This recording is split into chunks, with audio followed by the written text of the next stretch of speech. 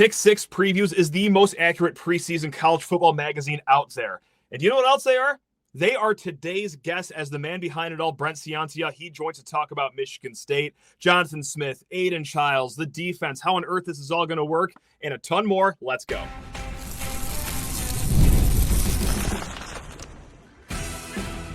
You are Locked On Spartans, your daily podcast on the Michigan State Spartans, part of the Locked On Podcast Network, your team every day.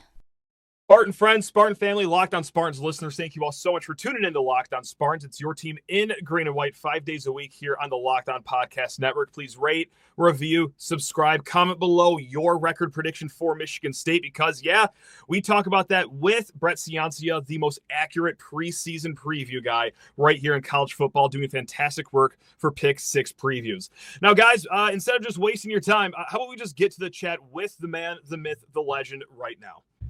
Could not be more fired up about this one, guys. We are joined by the man who knows more about college football teams than, well, some coaches even do. Let's be honest here. It is Brent Ciancia of the Pick Six Previews. And, guys, when he says he's the number one most accurate preseason magazine out there in the college football world, he's not kidding. Over a 3-year span, he's number one. Over a 5-year span, he's number one. Over a 10-year span, guys, yeah, he's number one. This is the best in the business.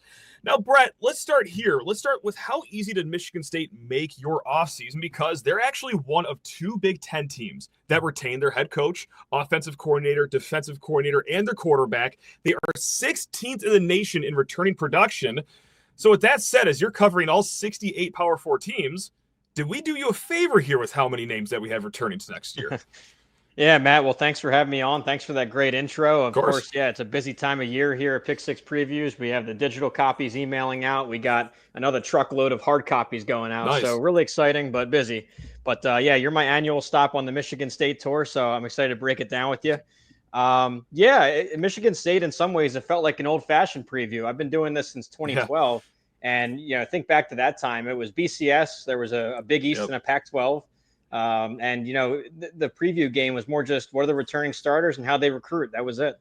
A little bit different here where there is a lot of transfers coming in. I think Michigan State is trying to go with Indiana's approach last year, where it was, I think Jonathan Smith called it production over potential or something like that. And that was his quote. He wanted proven tape. He wanted snaps and starts and FBS and FCS experience.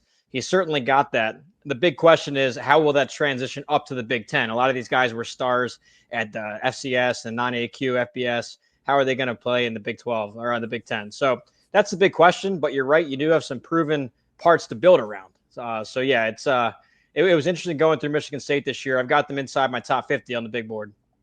I was excited to see us not in like the far right column, this year. So, hey, things are looking up for Michigan State here. But I don't know if I've mentioned this yet, but you are the most accurate preseason magazine that is published here. So, Brett, let's not wait any longer here. Let's just cut to the chase here. Right now in your magazine, which, by the way, $20 for the digital copy. That is a steal, guys. Pick6previews.com for that. But it is a 3-way tie for Michigan State at 13th place in the Big Ten Conference, tied with Rutgers and UCLA. So, Mr. Accuracy, MSU's record will be – my heart's actually racing right now. I'm very nervous. Well, I'll throw you a 6-6. I think bowl eligibility is going to happen. All right. So, yeah, it's interesting nowadays because you don't have the divisions. There's no leaders and legends. There's no East and West. You have a divisionless 18-team conference. And with that, you're going to have a lot of unbalanced schedules. Sure. So the teams that you just mentioned that I have Michigan State tied with, UCLA and Rutgers – I'd pick Michigan State head-to-head to beat them both. It's just a matter of Michigan State draws a really tough conference schedule. And you look at this, they draw 7 of my top 10 in the Big Ten and only 2 of the bottom 7. So that kind of reduces the margin for error here to get to bowl season. So I think the must-wins, you got to go 3-0 in the non-conference. And I project them to do that. I think they'll beat Boston College at a game at Michigan State. I think that's a 3-0 start. And then here's the thing. You got to take care of UCLA and Maryland, the 2 other home games.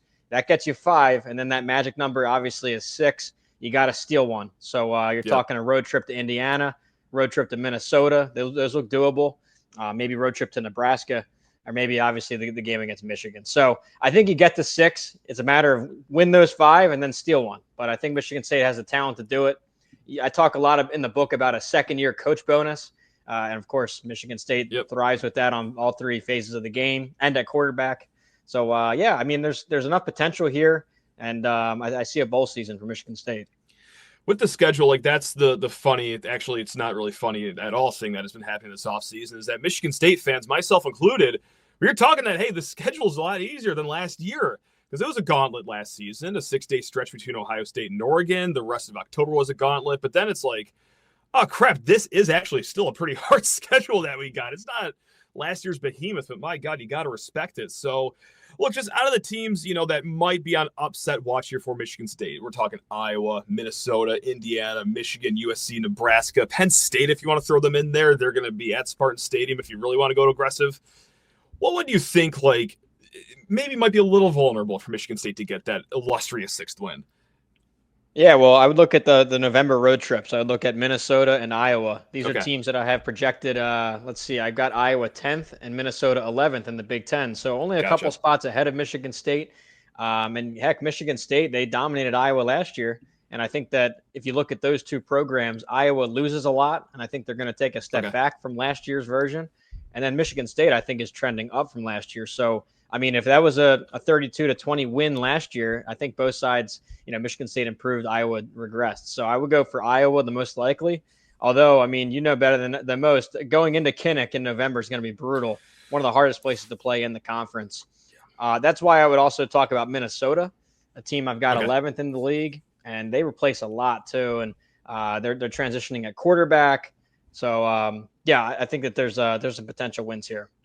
That makes me feel a little smarter because we did answer a mailbag question on yesterday's show, call your shot at the upset. And I said Iowa again is where I'm leaning right now because, they do lose a lot. Also, the week before they're at USC and then the week after they're at Nebraska could be a letdown and look-ahead spot for Iowa. But like you said, man, Kinnick in November, Kinnick any month of the year. I don't remember having any good memories of that, man. So whatever. We'll see how it shakes out here. But look, I want to get into both sides of the ball here for Michigan State. But before all of that, let's talk about the guy wearing the headset. Again, like you said earlier, you've been doing this since 2012. You are very plugged into college football. You've seen it all. So year 2 of Jonathan Smith, do you still think that this works? Has anything happened last year, whether it be on the field, the recruiting trail, the transfer portal, that makes you maybe say, I actually don't know if this is going to work? Or where do you stand on the Jonathan Smith dialogue?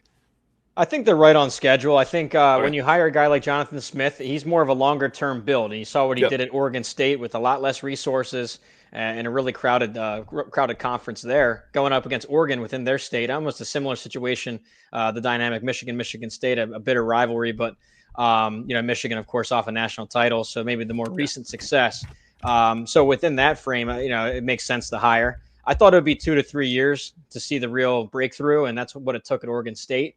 But I think it's ahead of schedule for a couple of reasons. I think they already found their 5-star quarterback. I mean, there's only so many of those that go around, and I like Aidan Chiles. I think he grew up a little bit last year.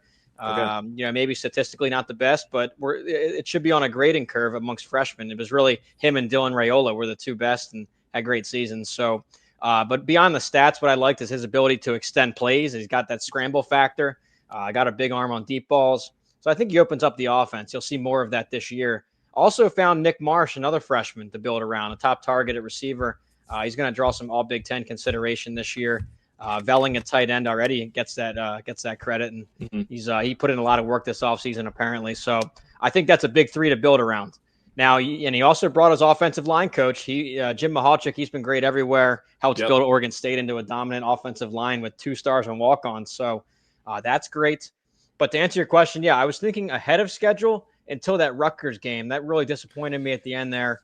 But maybe that was just character building looking back, and maybe it helped fix the roster and, clean it up for 2025. So might have been a necessary stumbling block along the rebuild. So I'd say they're right on schedule, and I want to see bowl season this year. I want to see maybe break back into that top 25 or top 30 of recruiting. That kind of dropped off a little bit, but want to see them get back to that territory. And I want to see them hit on transfers, because that's really the big thing, is a transfer lottery.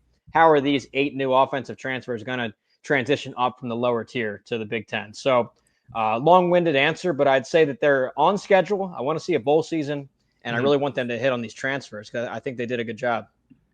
It's time to fuel up and turn it up with 5-Hour Energy Transfusion. That's right, guys, Transfusion. It brings the bold grape, ginger, and lime flavor of your favorite golf drink, minus the alcohol, of course, into a quick, energizing shot. Whether you're sinking birdies or just making memories with friends, this is a hole-in-one for your energy game. And let's be honest, guys, some days on the course or off of it, you just need that extra boost to stay sharp and energized. One thing that I will be looking forward to this summer is, that's right, Friday, late morning, early afternoon, right before Michigan State kicks off their season against Western, golfing at Forest Acres East. You already know I'm going to have one of these 5-Hour Energy Transfusions in my bag, getting me ready to go for tailgating right after.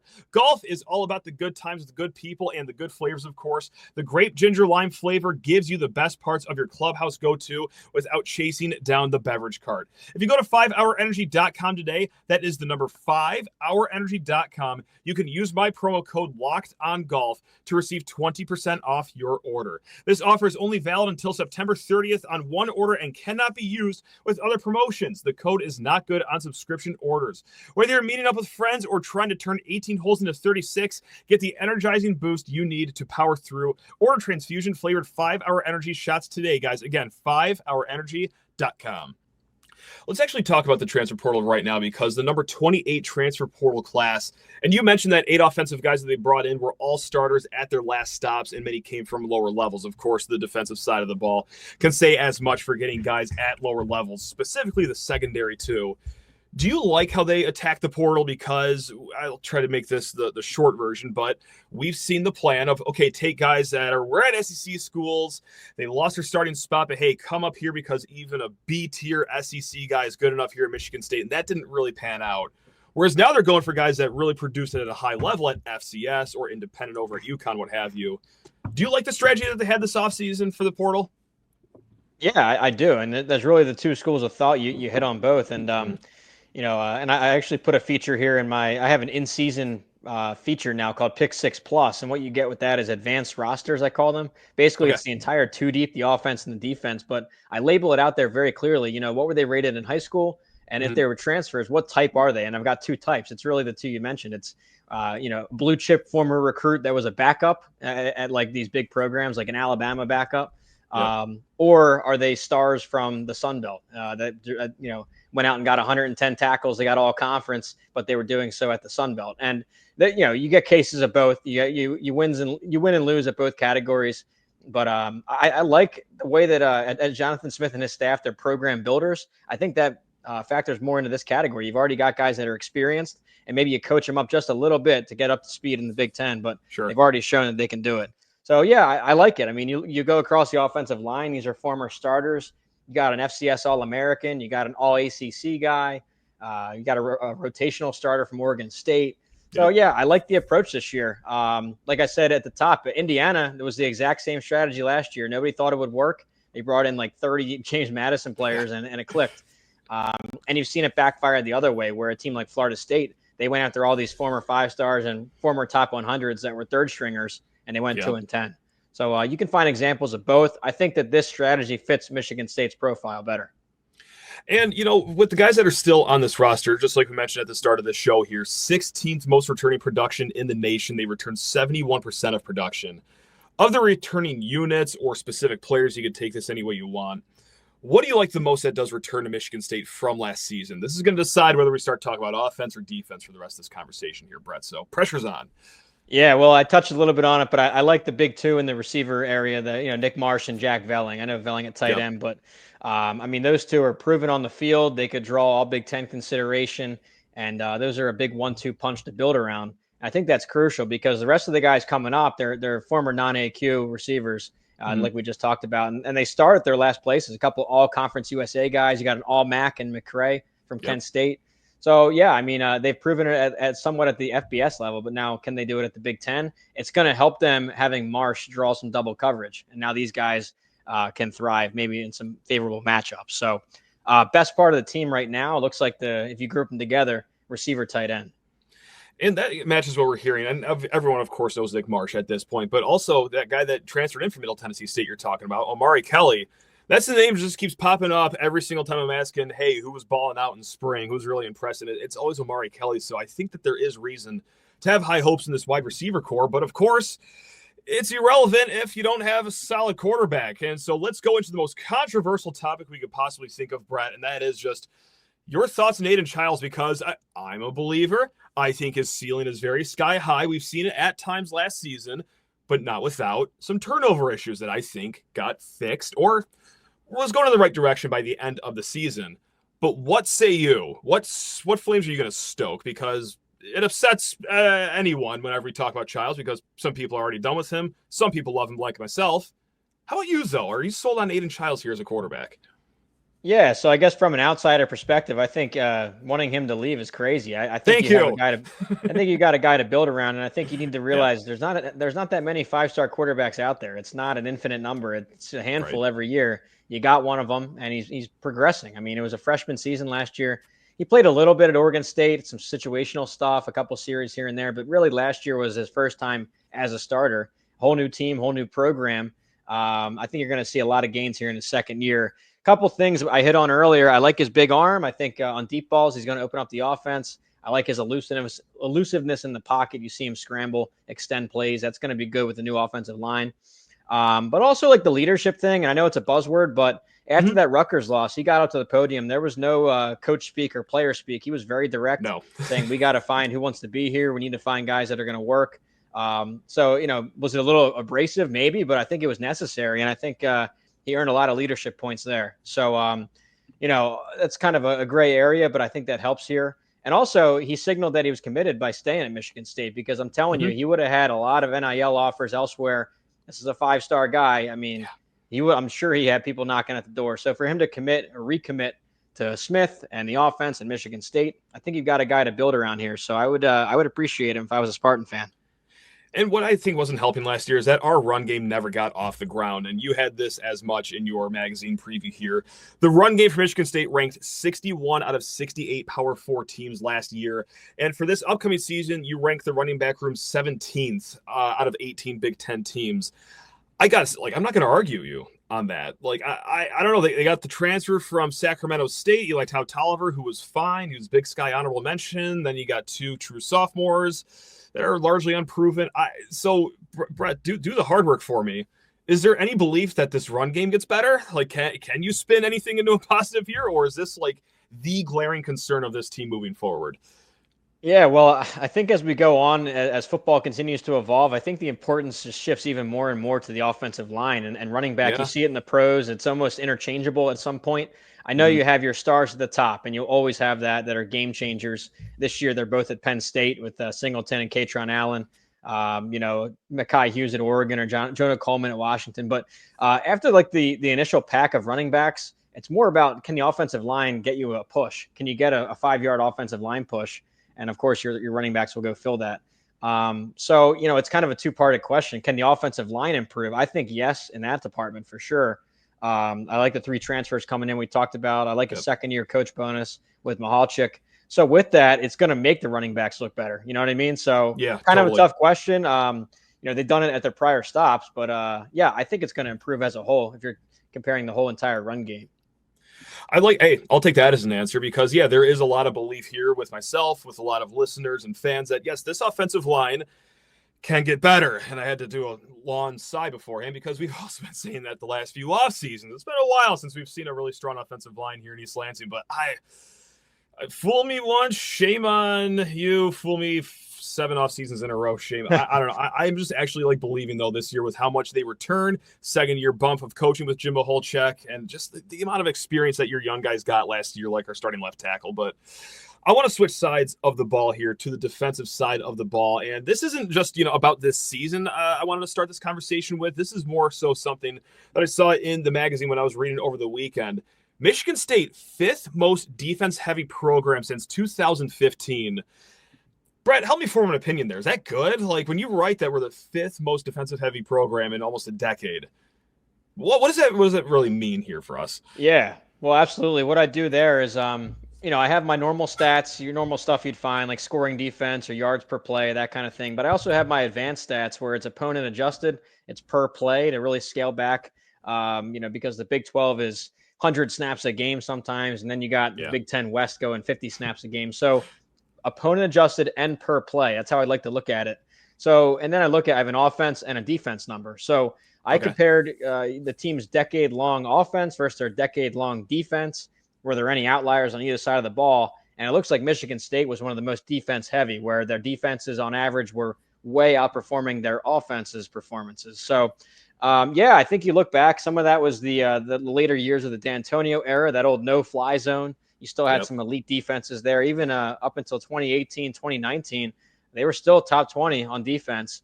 Of course, it has dropped a little bit since over the next two eras of coaches. But that I guess those couple of years in the top 25 and top 20 way outpaced how bad the offense has been over those same years. So unfortunately, to sum it up, you've got over the last decade, it's the 29th defense, but the 57th offense. Of course, that's out of 68 Power 4. So bottom 10 almost on offense. Mm-hmm. So just looking specifically to this upcoming fall here. Now, you do a great thing on Pick Six previews. You rank, the position groups throughout the entire conference.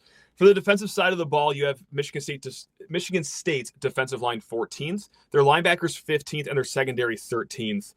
Point blank, it's a broad question, so I apologize, but what's going to make or break the defense here? What unit has just the most eyeballs on it this upcoming season? Because for me, it's the obvious answer, perhaps of pass rush, since there wasn't a lot last year on that defensive line. But, there is a lot of question marks at linebacker and the secondary. Is that the route you want to go here for what's going to make or break the season on defense? Yeah, I think the make or break is the defensive line. You got the top three linemen are gone. So that reload is huge, and we don't know what that's going to look like as much. You do get the next five of the two deep backs, so some limited reps, some good experience, but not full-time starters. So that's going to be really the difference. Can you hold that line of scrimmage, not only in run support, but like you mentioned, in pass rush? Last year, it statistically may have looked a little better than you were thinking. They were 55th in pass rush per my numbers, or at least that's my negative play rate, which looks at tackles for loss and sacks. Okay. So.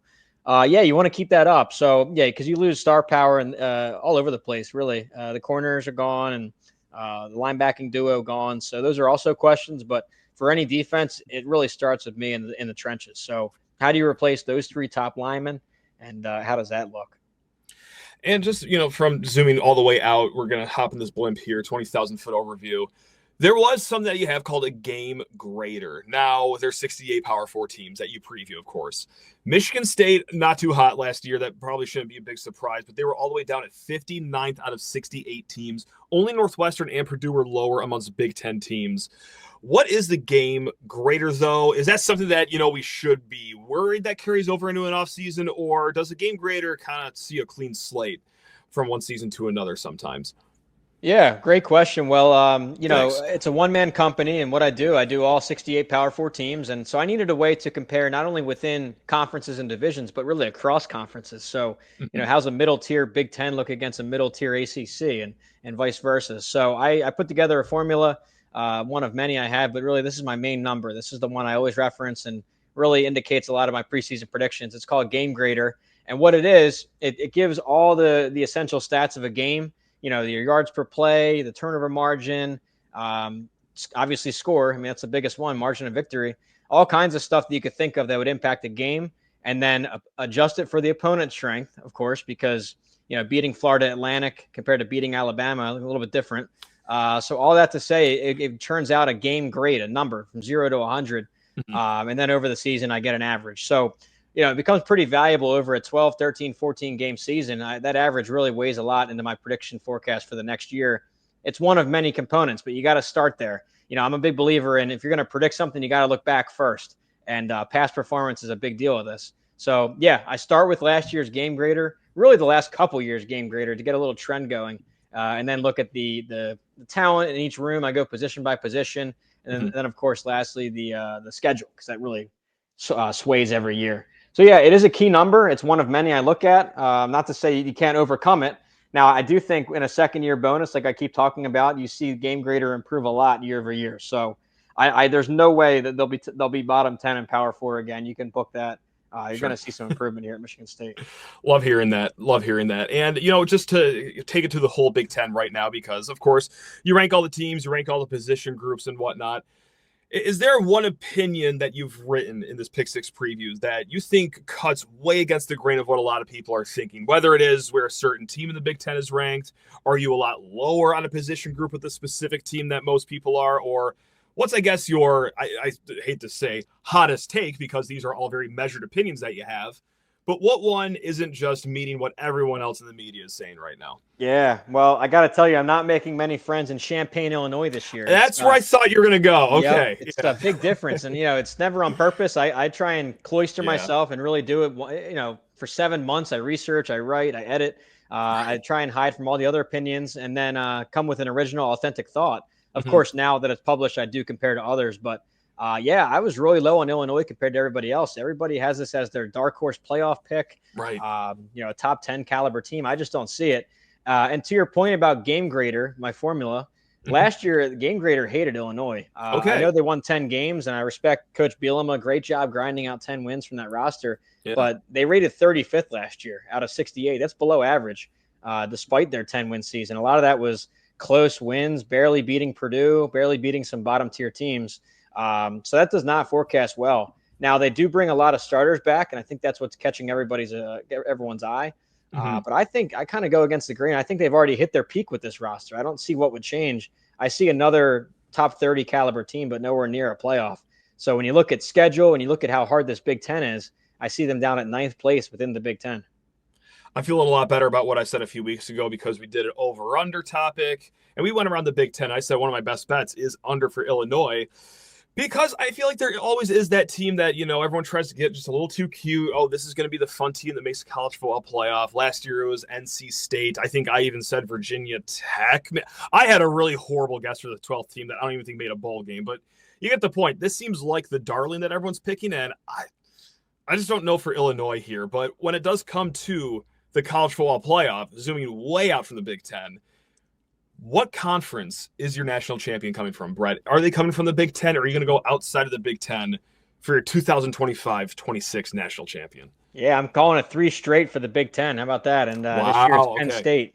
Gotcha. And it's Penn State because they really follow the same trend as the other two. Of course, with Michigan and Ohio State, what happened in the off seasons prior to their title runs, they had everybody come back from the pros, and that might have been NIL support or just culture or whatever term you want to throw at it, but they got pretty much all their draftable prospects to return for one final year. And Michigan ran the table. Ohio State 10-2, but then they rallied into an NFL machine there in January. We all saw it. Penn State, the same deal now. So outside of Abdul Carter, that was a big loss, but pretty much everybody else is back. You got the quarterback to build around, the 2 best running backs arguably in the country, but definitely in the Big Ten. Their weakness was receiver, but they stole a couple starters off of other rosters there. I like that. Really, the key point for me is how veteran they are and their brain power at coordinator. I mean, I think it's 2 of the best coordinators in the country. Kotelnicki on offense, and they stole Jim Knowles, the brains behind Ohio State's run last year on defense. So veteran team, great coaching, elite coaching. And I think you catch Ohio State and Oregon in transitional years. They're younger, they're newer rosters. So Penn State, I think, has the advantage. I think they're going to win it all, or at least they're my pick here in July. I like that. I like that a lot. And look, before we let you go and enjoy whatever's left of this offseason, because my God, the season's about to kick off before we know it. Thousands of hours of reading, listening to the podcast, talking to media. You talk to coaches for all 68 teams. The work you do, like, to say it's impressive would be a massive understatement here. But I just got to know, as you're building out this entire magazine, like, what is the most tedious, just like the most arduous task that you have to do for this magazine, that once you're done with that task, you say, okay, thank God that's over finally? Yeah, well, no, it's really gotten more complex the last couple of years because of the transfer portal. I know it's the obvious answer, but dude, the player movement is out of control, and I want that for the players, and I want them to have their opportunities. But man, sitting in my shoes, it's pretty brutal. Not only the December window, because you're shifting all these programs around then, but then the late April, that's what really gets me, because there are certain times I'll write up a first draft or a second draft of a team's preview page, and then all of a sudden in May or April, you got half the roster gone. So this year I got hit with that at Stanford because they had a late coaching change. They hired Frank Reich in March. I remember a couple cycles ago, the Colorado Dion year. I printed it out on paper, threw it in the trash the first draft because it was just like 50 players were gone from that first draft. So the transfer portal has made it so tedious. But I'll say I think that actually adds value to the reader. It sucks doing the research, but I think to the reader, you're getting the most complete and up-to-date version of these rosters. And it's a lot to keep track of, even just for your own team, but let alone your 10 conference opponents.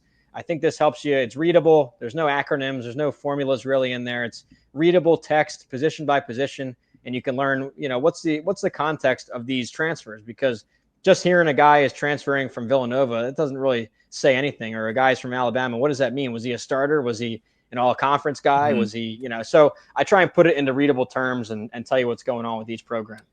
It's insane how thorough you are with every single team here. It's like, you're the specific beat reporter for each team, but nope, it's just one guy. It's just Brett doing it for all 68. So it's insane what you do over there, man. But yeah, I mean, look, I like to think I'm a hardworking person. I do pour a lot of energy into Michigan State following the transfer portal, but man, if I was doing what you were doing, trying to follow the transfer portal for every single team in the offseason, I would have quit this in like 2019. I think.